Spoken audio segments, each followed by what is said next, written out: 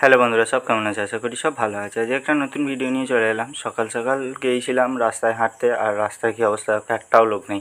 একটু ভোরই বেরিয়েছিলাম 5টার সময়, বাড়ি যাচ্ছিলাম 6টার সময়। তারপর বাড়ি এসে একটু ছোলা খেয়ে নিয়েছিলাম, কলমের ছোলা আর সবুজ মুখ।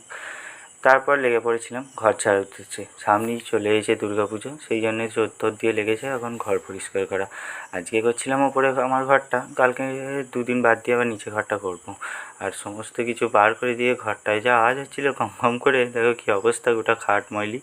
তারপর ঘর ঝাড়তে দুপুরে হয়ে গেছিলো, চান টান করে খেয়ে নিয়েছিলাম ভাত রাত খেতে নিয়ে আবার লেগেছিলাম বাকিগুলো সব যে কটা বার করেছি সে কটা সব সাজাতে। আর ঘরটা ঝাড়া হয়ে যাওয়ার পর সমস্ত কিছু কেচে সাজাতে গোছাতে হয়ে গিয়েছিলো প্রায় সন্ধে।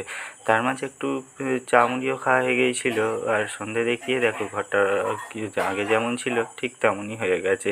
কেমন লাগলো ভিডিওটা তা কমেন্টে জানি।